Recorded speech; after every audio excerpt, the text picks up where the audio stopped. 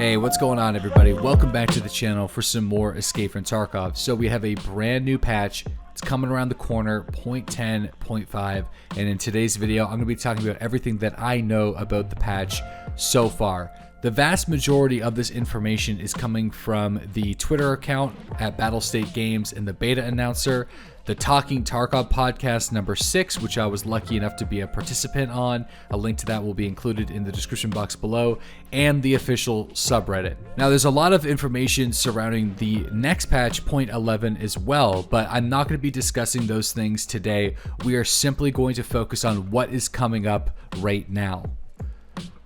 So let's talk about the big one. We got medical animations coming next patch, and that is going to bring a lot of changes to the game because right now you are able to just run around full sprint with your gun in your hands, applying morphine and bandages, multi-purpose medical kits, and continue fighting, and that no longer will be the case. Now, from what we have seen with the animations that have been displayed so far, is that their application times will not change. So that means that we're not going to have extreme downtime like in other video games, for example, like a 9-second, 10-second application rate. It's going to still be reasonably small. So you're just going to take a painkiller, pop it out of the package, put it in your hand, and then swallow it and you're good to go, or just hitting that morphine, sticking it in your arm, and you're pretty much good to go. So the movement and the feel of Tarkov is still very much going to remain. It is going to slow things down a little bit, but I don't think it's going to be as bad as everyone is predicting. I think it's going to be similar to mag reloading when everybody panicked and thought it was going to destroy the game, and now everybody doesn't seem to mind it. And also, because we don't have diminishing returns on pain medication just yet, what we'll also see happen is people preemptively using painkillers to allow themselves to maneuver around firefights before they even get legged. So things will change a little bit, but I don't think it's going to be as insane as people think it is. However, I was wrong about the Mosin, so I could be wrong here. It's really going to be something that we're going to have to get our hands on to truly know how transformative of a change this is going to be. Speaking of the Mosin, we have a number of new Mosin attachments that are going to be coming out. Starting off with the Monte Carlo Mosin stock, so it looks very much like an R700. Fans of the M1A are going to be excited to see the Archangel stock also be introduced into the game for the Mosin. And with the Archangel stock, it's going to come with detachable Mosin magazines, as well as a number of new muzzle brakes. And we also have some new optics, including a little interesting thermal optic, which is an 8x8 pixel thermal, which is intended to fit on an NC Star canted sight. So you're going to be able to have a little canted thermal. And Nikita was chuckling during the podcast. I don't know if it's going to be that viable, but they just thought it'd be a fun idea to add it in the game.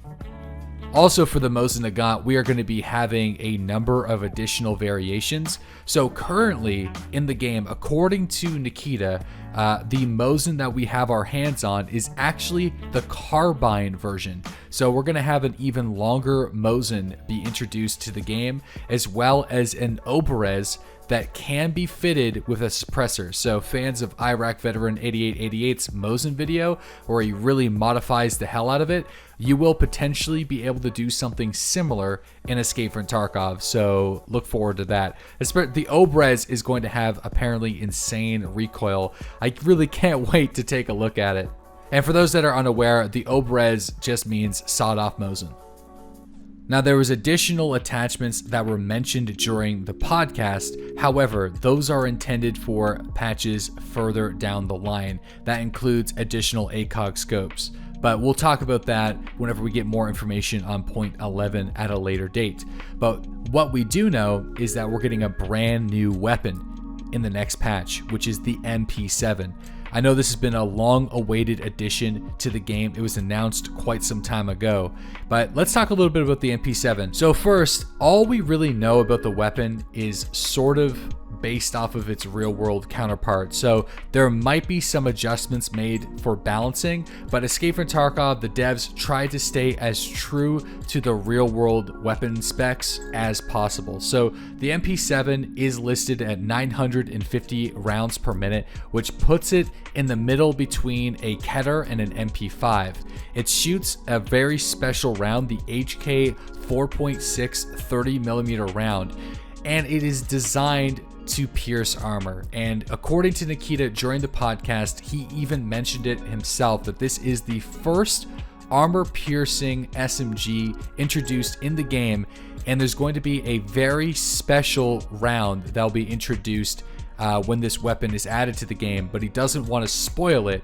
He thinks it's going to be super OP and is going to shred through potentially fort armor on the factory. So I think we can speculate based off of the price and the value of the other armor piercing rounds that the 4.6 by 30mm rounds are going to be very expensive, and this gun is not going to be cheap. In fact, this is probably going to be end game, late game weapon, if I am just guessing, which I could be wrong, but Nikita seemed extremely excited about its armor piercing potential. And what the current markets have told me is that the developers really want the best ammunition types for armor to be the most expensive in the game. And that includes high blunt damage rounds like the Lucre CCIs as well. Now the devs could actually do something a little bit different with the MP7, and again, this is pure speculation. They might make the rounds have moderate penetration, like let's say 30 pen, but make the damage extremely high so they can test out that new blunt damage modifier, just like with the Keter, the Clin, and the MP5, as well as the MPX. But I don't think that's the direction that they're going to be taking, but I would be interested to hear what you guys have to say about it in the comment section below. So a week and a half ago on the official Battlestate Games Twitter, they uploaded this picture without any context. So there will be variations to the offline mode when it comes to PvE threats. Now I would love for them to allow us to locally play with other people, but I don't know if that's ever going to happen. It would be a great way to teach new players how to play Tarkov and how to extract from their raids. However, this is really awesome. You can set the AI's difficulty, how much AI you want. You can enable the bosses. There's something that says Scav War. Maybe that's going to make all the scavengers fight against each other. And another option that's called Tagged and Cursed. So it's going to be pretty cool to test out those changes. And it's also, I think, going to allow new players to really put themselves to the test and learn how to survive and encounter AI, which will hopefully make them better at killing other players. Now that's also going to be coming in next patch is the season-based ranking system. So that is going to, I guess, have a leaderboard of people's like survival rating or like how many scavengers they've killed, the kill to death ratios, all sorts of different stuff, who played the most raids. We don't know how in-depth it's going to be. If it's going to be every single little statistic inside of the character screen or not, but this will not be affecting matchmaking at all. So this is not like an MMR system or anything like that. It's just seeing how you fare in comparison to other players during, I guess, what they're calling seasons. That's the first time we've ever heard the developers come out and actually say something like a season or ladder system, which is pretty interesting. Like I said, I want to repeat myself. This is not matchmaking rating, and this is not an arena system. All right, so the last topic of discussion for today's video is going to be about the Flea Market, which is the brand new way to acquire and sell items in Escape from Tarkov as of next patch. So the Flea Market basically operates as a reverse auction house. That's why the developers plan on introducing a real auction house in the future.